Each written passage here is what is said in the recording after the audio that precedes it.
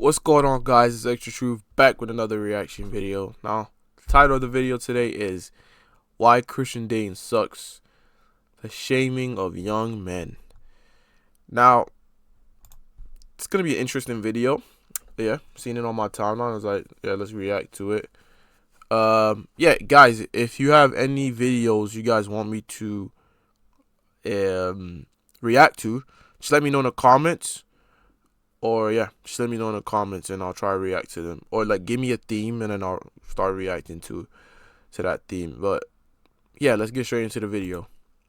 Videos circulating online showing there are a lot of videos circulating online showing Western Christian pastors talking about the inherent problems of low marriage rates in the West, something which was apparent for a long time, but only as of late have these pastors started to actually notice it.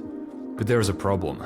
None of these pastors seem to understand reality, that Western modernity is fundamentally corrupted and what they perceive as solutions are simply impossible. They're out of touch. In a previous video on this channel, self-improvement culture was discussed and how most of it is essentially cope. It is important to improve oneself as a Christian, but this does not guarantee any real-world success financially, relationally, or socially. You shouldn't want that though. Like, I'm not gonna lie. Like, this is why I don't like self-improvement, because it's like it makes you really rely on yourself. It makes you really rely on yourself when you should be relying on God 24/7. 24/7. He will give you your daily bread. But it's like it's not really. Yeah. Why? Because the individual Christian young man is not the source of these problems. They can be, but most of the time they are not. The West is under foreign occupation, ideologically speaking, and this means that the system we take for granted is slowly being rigged against the average Westerner. Many people over the age of 35 simply do not understand this, and they can't because they are not in the shoes of younger people. Or at least they have a purely ideological, not real understanding and perception of the cultural and economic reality young Christians are forced to live in. For this video, we'll focus on so-called Christian dating and relationships, specifically on why it no longer works in the classical sense and why previous generations are unable to properly comprehend this. This will likely be one video in a longer series discussing the problems of modernity in relationship to Christianity. So let's take a look at a few clips which have been circulating online from Gen X, Millennial, Boomer, Protestant, Western Christian pastors on why men are supposedly the problem when it comes to relationships. A guy who's in his late 20s, early to mid 30s, still doesn't have a woman, still doesn't have children on the horizon, is a very selfish and self-indulgent human being. And he is just going to vote for socialists to take care of him from womb to tomb, rather than being a grown man who carries his own responsibilities for his family. You might be eager to obey the command, but can't find anybody who's willing to marry you. So you have to look at yourself in the way that Paul described marriage in Ephesians 5. He basically says that a husband is like a savior to his wife. And I think the burden really lies with men to see themselves as those who rescue women from loneliness. They are not moving forward. What is this? What? It's like the whole burden because people don't get married now. It's because of men. The men are the problem. Is that what these pastors are trying to say? Ain't no way. They're not getting jobs. They're not starting careers. They're not leaving their parents' home. They're not launching independently.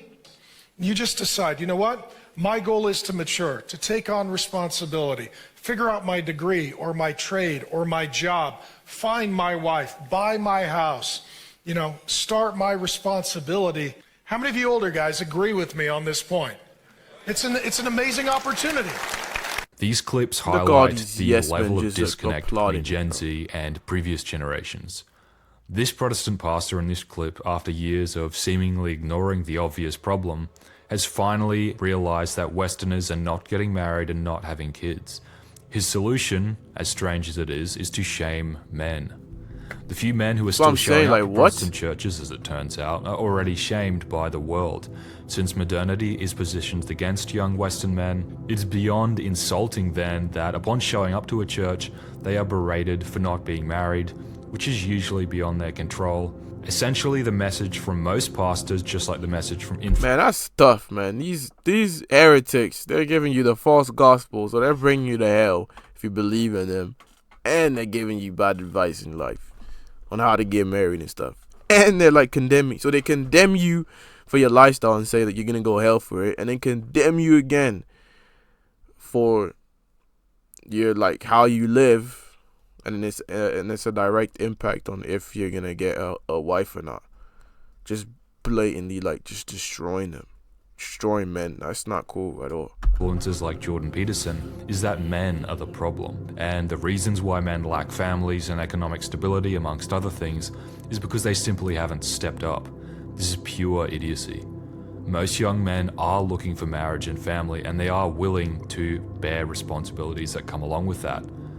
Most young men are or have pursued young Christian women, and most of the time they've either been rejected or ended up in validation relationships in which women use men for attention and emotional support. Neither of these are sufficient, yet this is the reality for most young Christian men in the West, if you actually talk to them. The situation is this: the Western system is fundamentally broken as a result of decades of ideological rot. All major social institutions have been infiltrated in some form. Universities, schools, churches, media, entertainment, and so on. In the context of this video, relationships, feminism has been injected into all of these institutions in one form or another. I understand, like, everything's broken, but it's like, what are you gonna do? Like, you're just gonna be like, this is broken, like, just play victim? Like, no, like again, I don't give power to, as Christians, we should not give power to things that do not have power. The Lord is with us. Who can be against us? All we have to do is focus on the Lord. So, like, if you're trying to, first of all, as a guy, if you're trying to get a girl or a woman to get trying to get a girl to get married, be yourself. Be yourself according to godliness. Do not act any type of way. Be your authentic self according to godliness. So when I say according to godliness, because some people can be themselves, and themselves is like they're really violent, they like joking with people and making them feel bad. Nah, that's not godly, is it? But like, be yourself according to godliness. So like, if you like to be goofy, be goofy. If you like to play around sometimes, play around, or like take things. If you don't take everything serious, just be like that. Just be your authentic self according to godliness, and you will find someone that likes you for you. Because if you try and put an act and try to be someone you're not, eventually, just like makeup, well, some girls, when they wear makeup, it's not that bad. Some girls, when they wear makeup, it's ridiculous. It's like makeup. It's like when you take the makeup off, it's like you don't look the same. Like, you don't look the same at all. Like, and it's like, you know, you're a bit shocked. Well, with a girl, I think it's worse. It's like, they're like, oh, so it's like you want to act like a certain way, or like when you're talking to a girl, you start deepening your voice, or you just act a certain way, or you're like, and then you stop acting that certain way because you get off guard. Because when you get comfortable, that's when you get off guard, and then girls like, what? I never knew you was like this. I never knew you was like this. And the next thing you know, that small thing can get like a girl to completely withstand you from having sex in marriage, and then your marriage is like ruined because you wasn't yourself. So like, always be yourself. Always be yourself, no matter what. That's why I think, be yourself according to godliness. That's gonna be great for a marriage, to be yourself. Because if someone loves you for you, that's amazing, according to godliness. And this leads to a corrupted legal system which favors divorce, and a social narrative which de-emphasizes the role of traditional marriage, and particularly having children. The church has not been immune to this. Most rhetoric in the modern Western mainstream church, particularly Protestant churches, is in favor of progressive feminist ideas, which would have been seen as radical just 50 or 60 years ago, but because they occurred more than a generation ago, they're just taken for granted and they're not questioned at all. For example, Many older Christians believe that dating is the act of a man pursuing a woman until she inevitably accepts the request, upon which time you date, get married, and start a family. Many older Christians also believe that a man and his wife both have equal authority in the household and the church, an idea which became popular in the 70s. How many female church leaders do you see? How many overly emotional church sermons or worship services do you see? This is not normal, nor is it trad or based or anything like that. It's ridiculous. Young women, Christian or not, are not encouraged to get married by most churches. They are fed a watered-down version of the same feminist rhetoric you would find in a secular university. They softly speak about the same female liberation ideas, like starting a career, focusing on discovering yourself, and focusing on oneself before finding a husband. By the time all is said and done, most women are in their late 20s or early 30s before they even consider getting married seriously. And once they do get married, they marry men who they do not respect nor honor. This highlights another issue. Women in the church are not taught right identity, biblically speaking. Many women live in insecurity perpetually and desire continual validation from men to cope with this. Men who do not understand their role as a guy will give women they find attractive this validation. As a Christian man, don't be a beta male. Be a godly man. Be assertive. Be soft to speak, slow to anger, slow to wrath, kind, meek, especially meek. Be meek. And that applies for women as well. But it's like, this notion of women shouldn't have jobs. I used to think that women shouldn't have jobs, but now when I read the Bible and I read the word, women is totally fine for a woman to have a job or a career. But the thing is, it needs to be for her family. She should think, I need to do this to help my family. So it's totally fine. Like the woman in the Bible in Proverbs 31, she has her own businesses. She had her own little stuff, her little side hustles, and she gained money to clothe her house. She established her house, and her husband was proud of her. I think that's what a woman should aspire to be like. Don't have to own a business, but it's like in whatever you do, do it with diligence. Be a diligent worker. And that goes for a man as well. Be a diligent worker in whatever you do. And when you have a family, do it for the benefit of others. Just as Christ died for us, he gave his life for us, and his life was a living sacrifice, that through him we may believe and be saved. It's the same thing. It's like, be a living joy for other people. So like, through you could help your family and make sure everything's all right, and make sure there's food on the table, make sure that there's a roof over their heads, make sure they're good, everyone's blessed, and everyone's happy. And again, that goes for woman and woman. That goes for woman and male in a marriage. That's what I think. So yeah. Eventually, some of them will get married, but the problem is women do not have respect for men who continually validate them and focus solely on them. The problem should be obvious, and these marriages end in divorce, which is not biblical, or in situations where the wife controls her husband, which is also not biblical. It never ends.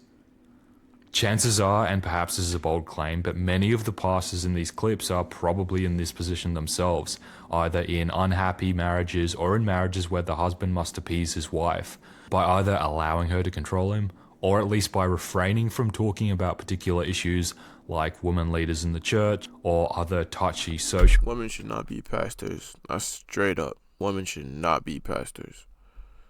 I don't know how you can't unsee that verse. How you can like try to do gymnastics with it. Women cannot teach. It's not lawful for them to teach in the church. And Paul says why as well. Issues or regime talking points. These Christian women understand that they can withhold certain things from their husbands which will compel them to change. This is not biblical. When was the last time a church leader got on stage and talked about how the legal system or schooling system and media and entertainment apparatus are all rigged against young men? Or how young Western men are the object of unparalleled scorn by all corners of society? Older Again, I get it. Like, it is what it is. Yes, okay, yes. But it's like, don't give that power, man. Just like, don't fall into a victim of that. You know what? The best thing to do, focus on heavenly things. The rest will follow. Focus on the Lord. Your sole focus, should be on the Lord, and the rest will follow. You do whatever God tells you to do, and trust me, everything will fall into place. Christian pastors don't talk about this stuff because they're either out of touch or they are fundamentally weak. They are scared of actually addressing real-world problems out of the fear of offense. Complaining about men not stepping up is a convenient topic for them to focus on because it isn't true. And because it isn't true, their job is not on the line if they talk about it. There's no shortage of jobs for people that carry water for that. If anyone needs to step up, it is these church pastors, ironically, who allow the West to fall around them while they do nothing to save it.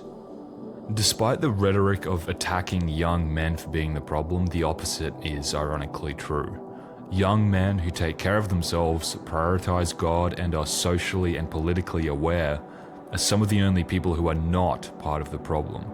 They call out real issues, and they are slandered by those in the church for doing so. So who was the real problem again? Let's take a moment to highlight what is actually going on socially, economically, and relationally. The Western world is under ideological attack, and it has been for some time. It took a long time for the church to even start discussing this, given that it might cause offense. Finally, inevitably, after the world moved on and started to actually discuss these issues in a secular sense, the church has finally caught up. For the context of this video, relationships and dating are simply non-existent in any classical sense. Most people rely on hookups, short-term relationships, validation friendships, or nothing at all. None of these produce children, which is the biblical goal of relationship, and this means that the population will not even reach replacement levels in the West. As redundant and overstated as it is, it must be said again. All major Western institutions, including many mainstream churches, teach women to be independent from men and not yield themselves to a husband in marriage or family. This means most Christian women are no different than secular women beyond not sleeping around. Unlike what older people believe, like the pastor in the clip, the quality of a guy does not guarantee marriage and a family in this day. In fact, it has basically no bearing on it anymore. Having wealth, personality, a stable career, and so on may get you attention from women, but this does not translate to traditional, stable marriage. Even famous influencers today, for example, with everything seemingly going for them, get nothing more than hookups or short-term relationships or broken marriages. The age-old adage of pursuing women simply isn't applicable anymore. Young men in and out of the church are shamed for pursuing women they are interested in, ironically, resulting in drama, gossip, and slander for doing so. The church rarely addresses these issues because chances are the wives of the leaders are also engaged in this feministic gossip and nonsense. Paul in the Bible explicitly warns against this type of behavior. Pursuing women in this day and age, therefore, is basically the equivalent of yielding to the system, as it empowers young women to continue on in their unchristian ways, knowing that they will receive validation from men chasing them whenever they desire. It puts men into a position of weakness, and it rarely ends in any level of success. Classically, men could actually pursue women because women had feminine characteristics and a developed understanding of the world. Today, however, women are taught to essentially act like men. Argumentative. Guys, I get, again, I guess the society's messed up. Yes, it is. But there is people out there for you guys that want to get married. There are still people out there. You have to have faith. You cannot live in this victim mentality to think everything's rigged for me, everything's doomed. It's going to be so hard. No. Okay, yes, it is possible that it can be hard. But you have to have faith. If you desire a wife, the Lord will provide it if He wills. Don't start warring again. Don't give power to things that don't have power. Just do what you got to do. Focus on following the Lord. Take care of yourself. Be healthy. Be hygienic. Take care of yourself. And follow the Lord. The rest will follow. Because He knows your desires. He knows that you want these things. There's no rush. don't think that you're getting left behind, or there's no rush. And there are people, don't think everything's scarce. There's women that want to get married, that act right, that are godly women, and that act like the women of old in the Bible, or in just good women in general. That are meek, and for women as well, there's also good men that act like the men in the Bible. That, you know, calm, collective, nice, assertive, hardworking. You know, all the characteristics of a godly male. They are still men like that. So don't think everything's scarce, guys, please. And independent, sassy, loud, etc. And they are taught that marriage is a proxy for patriarchal control, so essentially something to be avoided. Even in the more so-called based, right-wing parts of society, marriage is still framed by these institutions in the West as an agreement between a man and a woman in which the man must provide all for a woman without the woman necessarily providing anything in return, like children or even respect. What's more, most modern marriages are gauged based off of excitement and the so-called spark that the couple feel towards each other. Women who are kept on edge and in desperation may stay longer, but most women who are... Again, women that think like that and like trying to follow the Lord, it's like, that's so unbiblical. It's crazy. Like, no. You're not... They act like worldly women now? So Christian women act like worldly women now. This is a shame. Provided with from what he's saying, stability, will claim that they're bored and claim that there is no spark, and divorce or life difficulty for the husband is just around the corner. This is unfortunately the case when you look around. This happens in the church just as much as anywhere else, in fact perhaps more so, because there is a compulsion to get married rather than have hookups or short-term relationships. It's a fundamental misunderstanding of marriage in which the act of marriage is all about achieving self-serving ends rather than about sacrificing for one another. Facts. That's what I think. Like, nowadays, marriage is just like, what can you give me? What can you bring to the table? And it's not like, I want to sacrifice my life to you. I want to help you. I want to take care of you. Vice versa. If both people have that mindset of, I want to help you, I want to make sure you're good, I want to make sure you're right, I want to take care of you, women and men, if they both have that mindset, I feel like marriages would be so much better, because no one would expect anything off anyone. They'll be like, let me sacrifice for this person that I love, just like Jesus did. If we just try to act like Jesus, analyze how he lived, analyze his demeanor and his character, male and woman, the marriages would be so much better. We're so selfish now. We're so selfish, and we have no faith. And we think that we're missing the wave every single time and that everything's scarce.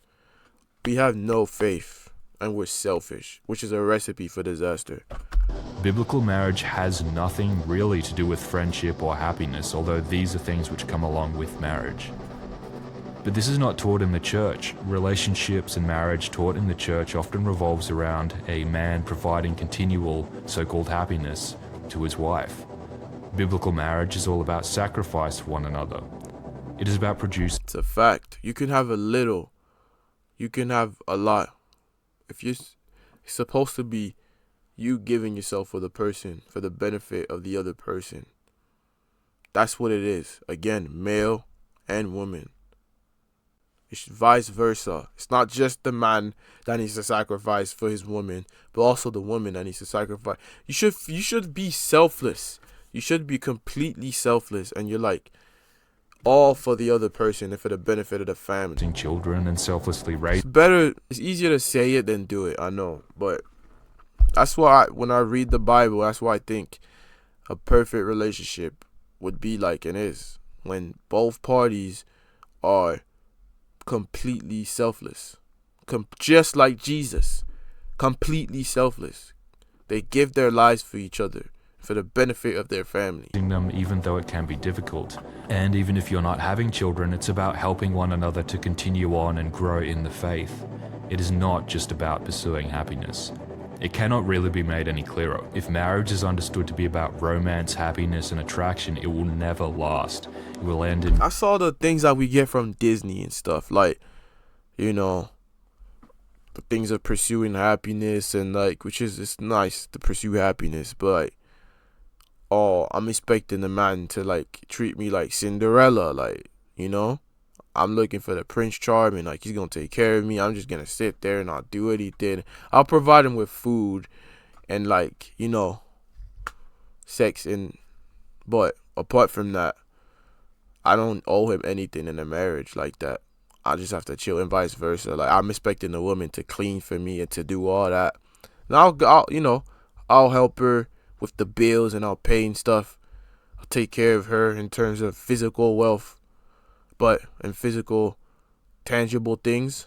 But spiritually, I'm not a service to her. Like, it's okay, it's fine. At least I'm giving money, and if I'm giving money for the house and for the food, and I take care of everyone in the house, and I'm expecting food, I'm expecting a cleaning, I'm expecting all these things. But me, I already did my job. No, it doesn't work like that. It does not work like that, guys. resentment or divorce or continual arguments. The church needs to posit marriage as it is described biblically and classically. But I have a feeling that not many people are like that again because they don't have faith, and it's kind of a scary thought that, man, I'm just gonna sacrifice my life for the benefit of another person. What if they don't? Stop thinking about what ifs, okay? Trust the Lord. Stop thinking about what ifs. Like I said, focus on the Lord and on heavenly things, and the rest will follow. Partnership in the flesh to suffer with one another and help one another, and to raise a godly family if it is possible. In the same way that God loved us, Jesus loved the church, his bride, that is how marriage needs to be posited in the church. It is a mutual relationship based off of self-sacrifice and respect. So to zoom out from just a relationship focus and get to the crux of this video, the real important element, it is young men. The harsh reality is that in the Western church, particularly in Protestant churches, young men are the target of ridicule, not only by feministic women, but by previous generations of men who believe that the bad life situations young men find themselves in is purely a result of their own incompetence or laziness. Again, this completely ignores harsh truths about societal infiltration and foreign ideas controlling the West, which no one, especially older people, want to talk about, since it might be deemed conspiratorial or offensive or whatever. So they default to shaming young men a lot of the time for things outside of their control. The importance of this cannot be overstated. This is really the most crucial part of this whole topic. Young men are leaving most Western churches. Currently, over 60% of the Western church is composed of women, and less than 40% are men, most of whom are older men. Young men truly do not have a spiritual home in this culture. Instead, I'm not gonna lie, with all these heretics only in these churches preaching false gospel that condemn people, I mean, I don't blame people for leaving, because it's like they have no hope. It's like they already have no hope physically, like on this earth, because obviously the economy and everything, and then you're telling them that they might not go to heaven because of how they live. It's like it's kind of sad. That's why, honestly, like there's no church. I don't go to a physical church. Like, the best thing I do is fellowship with the brothers and sisters in Christ on Discord, which is probably the best thing that ever happened, honestly. Like, yeah. turning to ungrounded online content, which, while it may be true sometimes, does not provide a communal foundation that Christianity does. The few exceptions are Orthodox churches, which do appear to be seeing an uptick in young men, but beyond this, the church, broadly speaking, as a whole, is not positioned to be even remotely attractive to young men, and this is a problem. So make no mistake, this is to some extent the fault of pastors, their weaknesses, their subservience to their wives, and their unwillingness to call out real social issues, either out of fear or out of a complete lack of awareness. There is no shortage of positions for people willing to shame young men. There is no risk in that. How do these churches have all this money, man? Like, where they, like, how these, they got like MTV/Grammy production. What is this? This is wild. Literally wants pastors to do that. It is not controversial, it is not edgy, and it is not even true what they claim. I don't know, there's something off about this. At this point in time, more than ever, the church needs to bring in young men. Most young men are spiritually lost. They are searching for meaning, community, order, and honor. Modern mainstream churches, especially Protestant churches, provide few of those things. And if anything, they come across as weak followers of the prevailing regime narrative, slaves to the system which seeks to ironically destroy it. Why would anyone want to be a part of a congregation which claims to follow Jesus but just follows the culture? Modern mainstream Protestantism has the outward appearance of weakness, conformity, and a feminine spirit. Barely anything about it seems heroic, relevant, or countercultural to the world.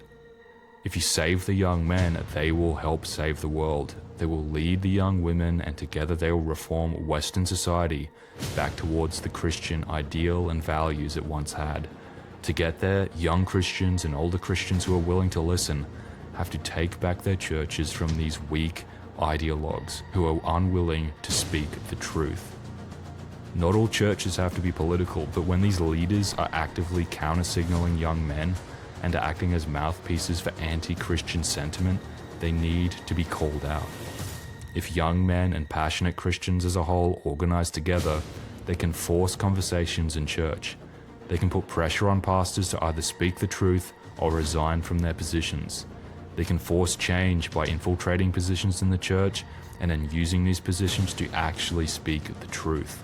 The truth about this situation we find ourselves in. This is about our society. This is about our countries. We have to actually fight for them. Young people must be loving and kind, but also uncompromising in their drive to seek the truth and make sure that those speaking lies in the church or compromising to worldly ideals are called out for it and removed from places of influence. God forbid that liars stand on stage and lead everyone into a ditch. Because as was stated earlier, the goal needs to be, in part, focus on young men, not shaming them, not blaming them for things outside of their control, but helping them. Because if you save young men, they will help save the world, which desperately needs saving right now.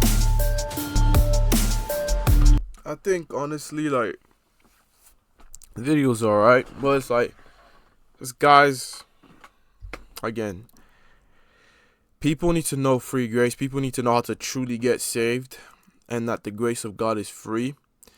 And they need to know their identity in Christ. The false gospel is just out everywhere, and it's like condemning people. It's a poison. So we need to get people to get the true gospel, and then get as much people that believe in the true gospel all together and fellowship. Fellowship is key for this. And then we get elders, and then they'll disciple us and help us to grow in the faith. And then we keep on reading the word, using examples with like all the men of God, like especially Jesus, which is the greatest of all time. Look at how he lived. Look at how Paul lived. Look at how David lived. Abraham. No, Moses. Look at what they did, how they acted, and learn from their mistakes and take the positive things that they've done, which is a lot. And then read Proverbs, read Psalms, just read the scriptures and meditate on it day and night. And fully look towards God. Don't look towards anything else. Don't look at the bad stuff that's happening around you. They are happening. It is bad, but we are fully focused on the Lord, and we know our identity in Christ, especially when we know that we're saved. Because sometimes we forget that our Father is the literal creator of heaven and earth, and he will deliver us no matter what our circumstances are, if he wills. So yeah, we need to keep on having faith. I feel like people don't have faith like that no more, and we need to be in fellowship, especially with saved believers, and try to get as much people saved as possible. Don't make it a sport, because the Lord is the one that saves people. But yeah, try and fellowship and make disciples of men, and then gather and know your identity in Christ. That's what's going to help men to be, bold in the Lord and know their roles. And yeah, but I'm not an elder. Like, I'm not the best at all. I make mistakes every time. That was my point of view. I feel like we fear too much. But yeah, thank you guys for watching.